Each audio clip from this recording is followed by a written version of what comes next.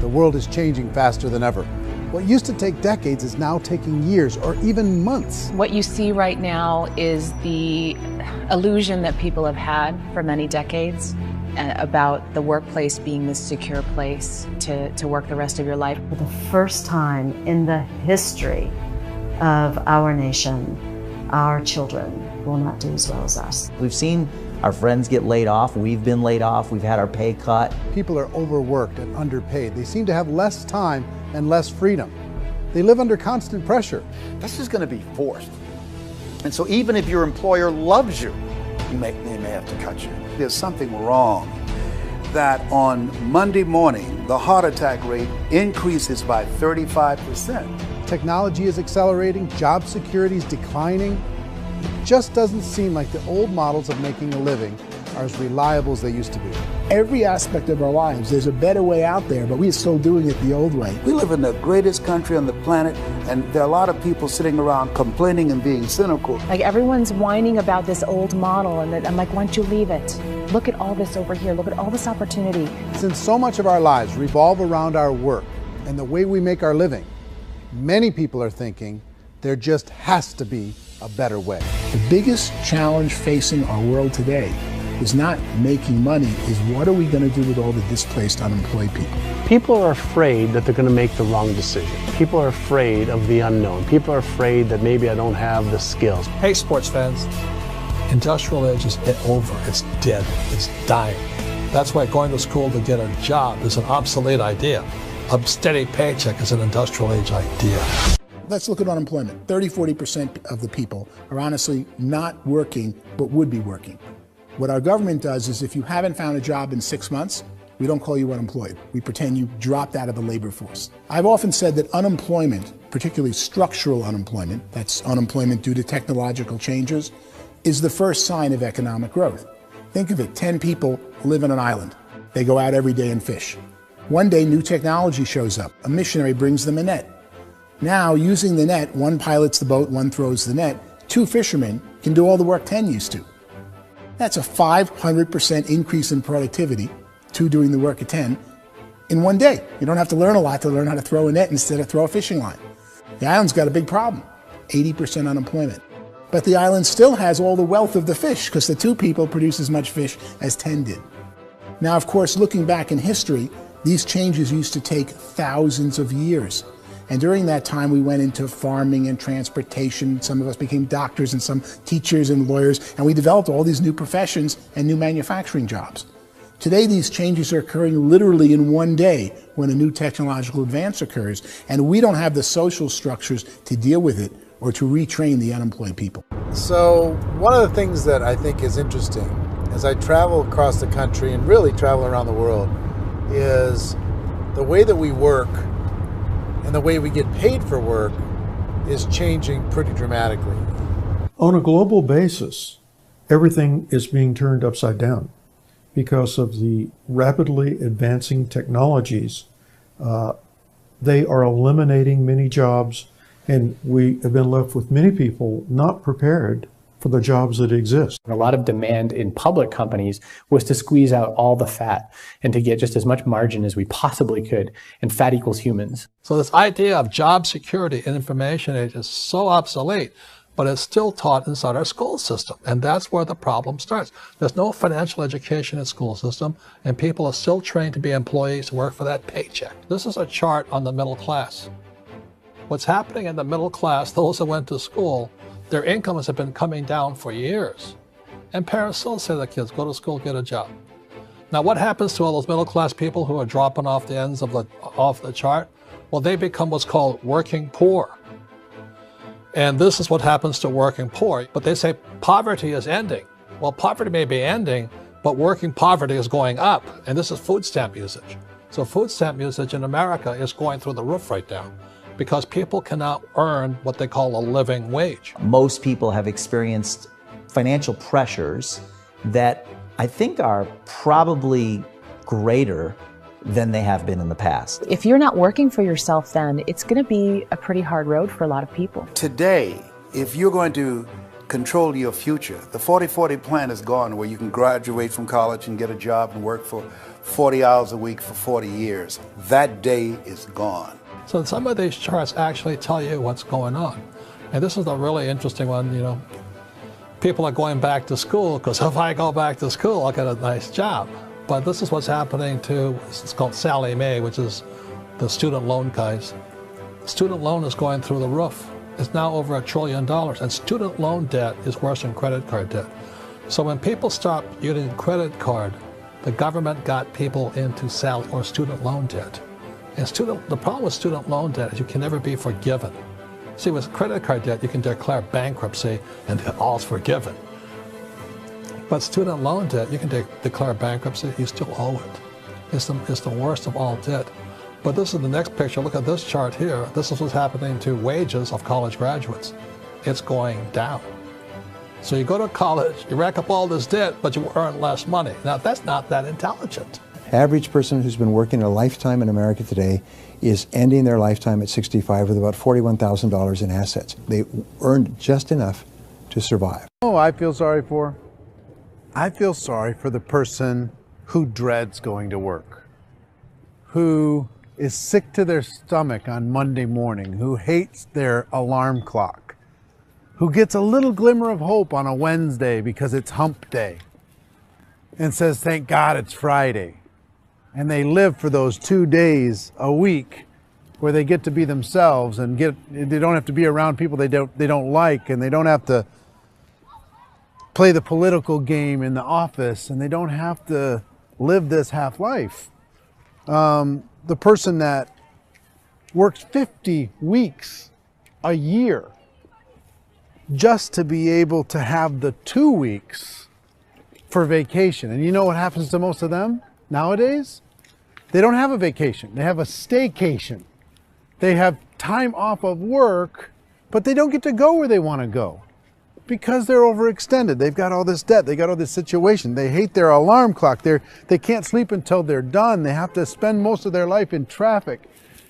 I feel sorry for that group of people because there's a better way. They just don't know it. The basis for their life is worry. I'm worried, you know, maybe I'll get fired. I'm worried maybe my company will go out of business. I'm worried I can't keep spinning the plates on paying the bills. I'm worried about how do I send my kids to college. I'm worried, what if the transmission of my car breaks? That's, you know, 2 or 3, I can't fix it.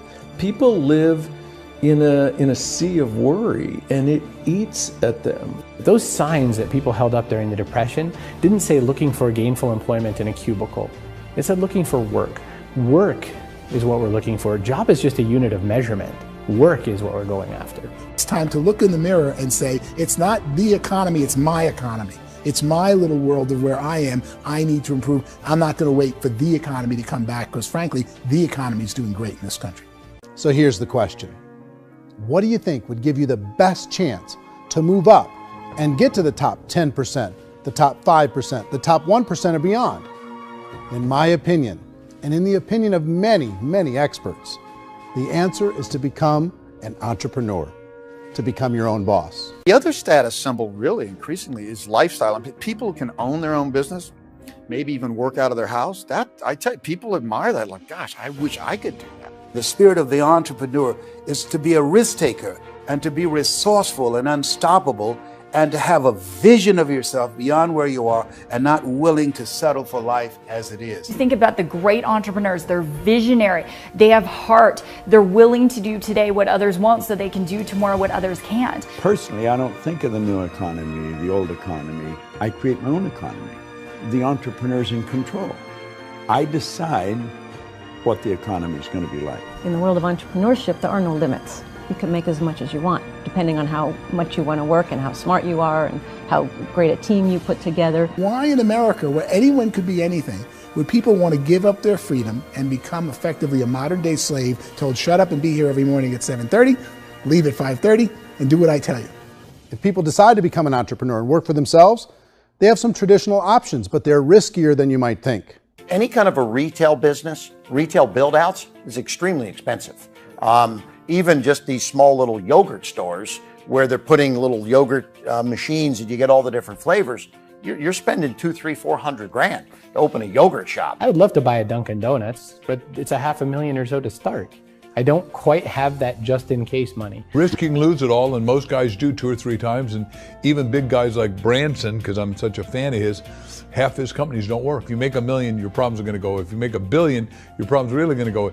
Just the opposite. You and I know when you're making $1 million, you get $1 million responsibilities. You make $1 billion, you got 1,000 times $1 million responsibilities. And most people say, I'd love to be my own boss. 70% of Americans would love to be their own boss, according to recent polls. But they don't know how to get there. Because what are you going to do? One, you could buy an existing business. If somebody's selling an existing business, you have to ask why. Usually because it's probably hard. It's probably not making as much money as they hope. 2, they could buy a franchise. A little less risk, proven system, but it's expensive to be able to do that. 3, they could start something from scratch. And that's where a lot of people feel like, I don't have the chops to do it. I don't have the money. I don't have the product idea. I don't have the expertise. I don't have whatever it's going to take to be able to get there, and I can't risk my family to do it. So 4th, they could become an investor. A lot of people in this town invest to try and figure out a way, but you got to be pretty smart with that game too, right? Venture capitalists, who are the very best and most sophisticated in investing in new breakthrough businesses, make it on 1 out of 11. That means 10 out of 11 are mediocre or fail. Most of them fail. That's the risk there. An angel investor is lucky to get 1 out of 15 or 20. A business is a team sport.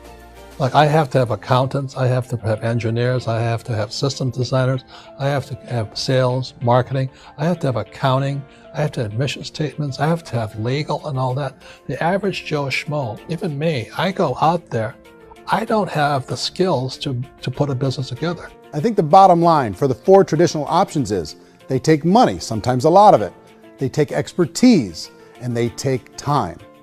All of that adds up to just too much risk for most people. I bought a business from somebody else, and it was a lot of work. And you start wondering, what did I just buy? Because I guess ultimately I own your email list, and I just overpaid for it. People that start their own business, they spend a lot of money, they spend a lot of time, a lot of effort to get things started. And the more you invest on the upfront, the harder you typically work at it. Well, I can tell you what the success rate is of a restaurant. What is it? They're crazy enough. About 90% of them fail. About 90%, in how quickly? Year or less. Wow. And if we're talking non-franchise, we're talking franchise, Sure. That's totally different. Yeah. But our students aren't getting franchise restaurants. You got to invest big money. Exactly. And with someone like McDonald's, you've had to work with the company for a long period of time, really know the To even have a incentives. chance at investing $1 Even million. have a chance, and it's a slim chance. What if there was a way that you had all the proven aspects, the comfort aspects, and you could still control your own life? What if there was both? In other words, you didn't have to create everything from scratch. You didn't have to be a super leader. All you had to do, what if there was a proven product already? You didn't have to create the product. And there's a proven system already, proven training already. Everything except an employer. That was the only thing that you didn't have. Do you think more people would be open to working for themselves in that environment?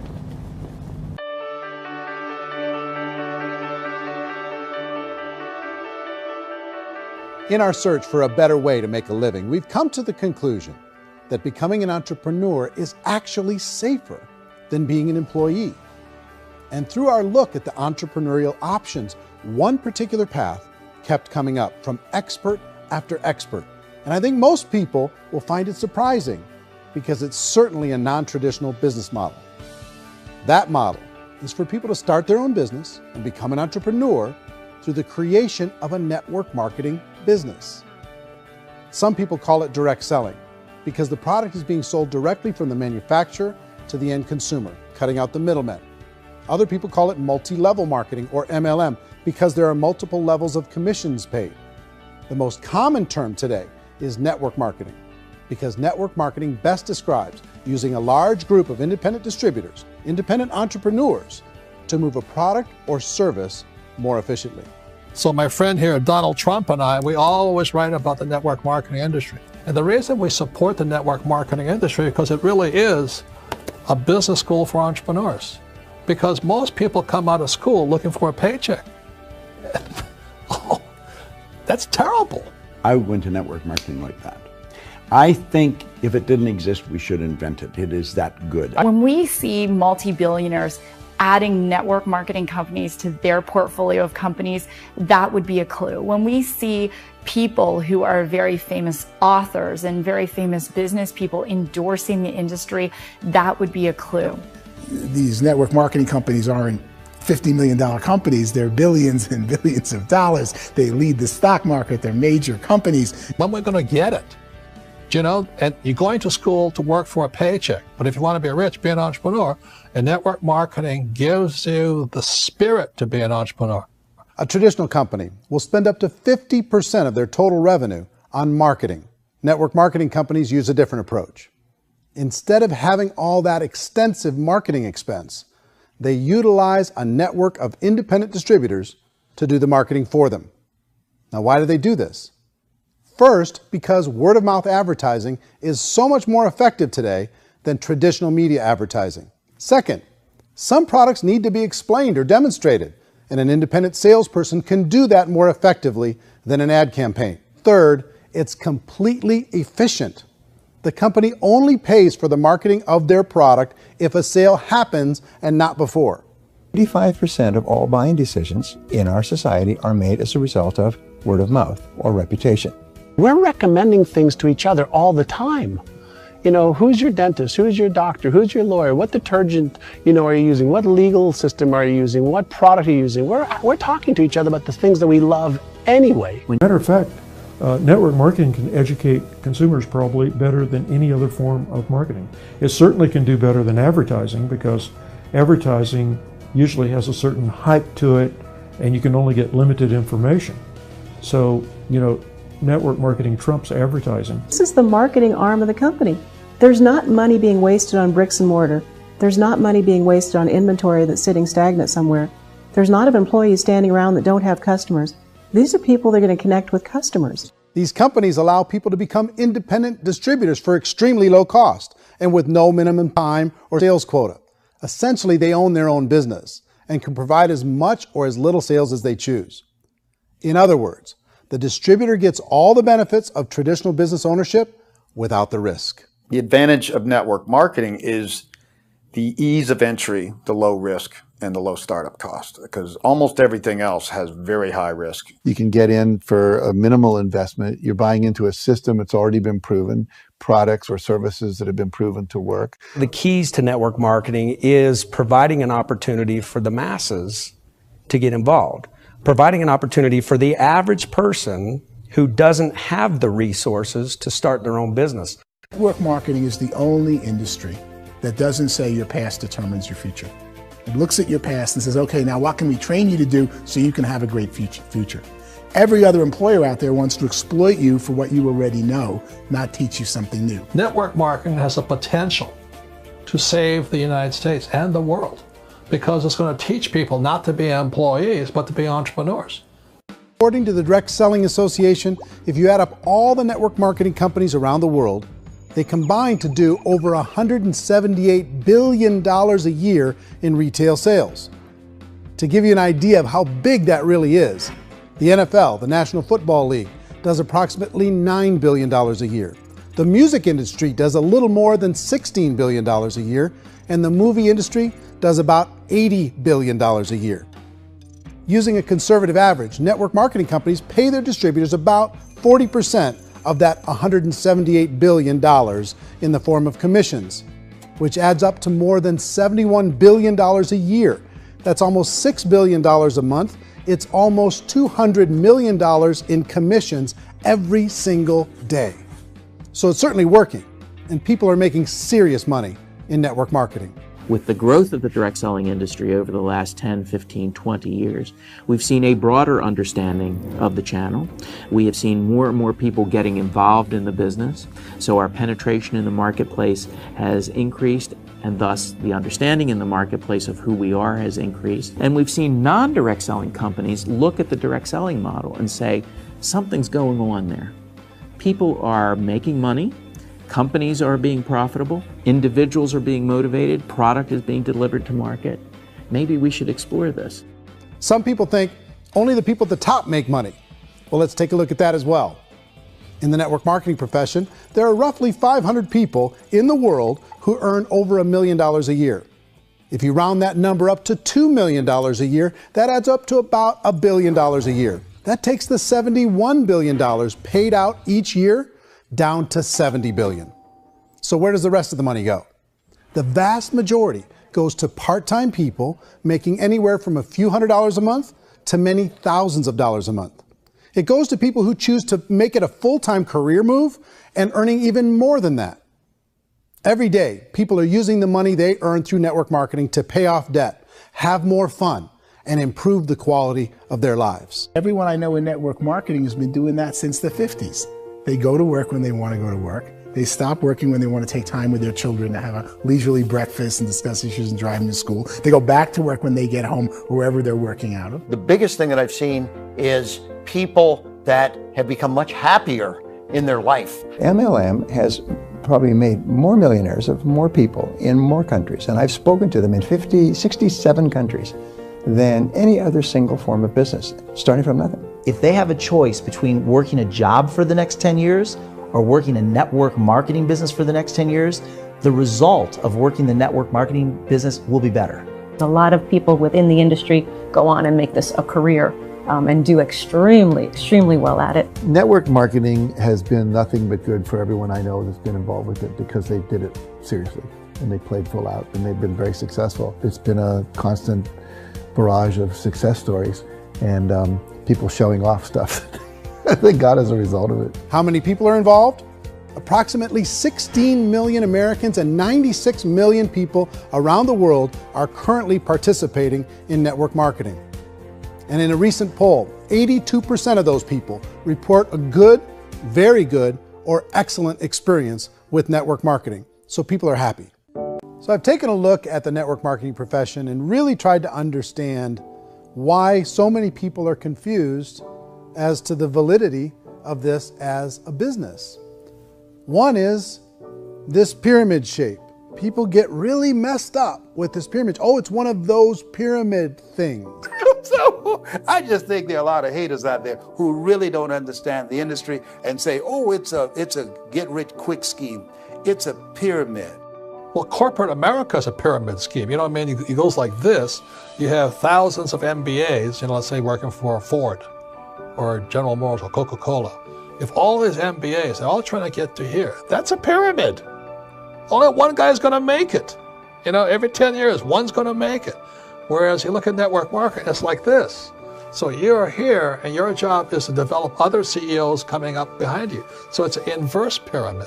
In network marketing, it's a very simple concept. If you sell product, you get paid. It is paid based on production. There is no first mover's advantage. There is no investment component where the more somebody spends, the more they're entitled to make. So the two are polar opposites of each other. It doesn't matter what shape the company is or the compensation plan is shaped, whether it's a circle or a pyramid or a triangle or a trapezoid, it doesn't matter. If compensation is coming primarily from recruitment, then you've got a problem. On the other hand, if an operation is basing their compensation to participants on the basis of sales, even when those sales are generated by people you've recruited, well, then you're a perfectly legitimate enterprise. That's the legal test, it's the practical test. Light years better for people starting today than it was even 5 years ago. I think it's more widely accepted now, and people understand it is a business. It is being an entrepreneur. It is being a business owner. Our belief system is based upon our evaluation of something. And frequently, if we reevaluate a situation, our belief about that situation will change. The industry has changed and it's grown up. It's totally transformed. You've got young people today that have grown up with social media, and they understand networks. They understand how people are connected through technology, and they understand how money flows through those networks. So when they see network marketing, they don't see it the way their parents saw it. And we've all learned, the larger industry that you represent, has all learned from those mistakes and flaws and errors that have happened early on. Early algorithms didn't work the right way. That's all fixed. It's like when they design a computer program, they design the program, then they run it, and then they go back through and they debug it. The MLM industry has been debugged. This is the day of being virtual, being able to run a business from your mobile phone. I mean, it's incredible. Companies are getting smarter.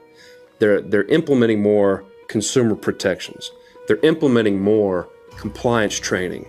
They're doing more with respect to product research. If you do get involved and you make purchases of inventory, even on a voluntary basis, if you decide that this business is not for you, you can leave and have that inventory repurchased by the company. There's no other business that offers that kind of protection on a voluntary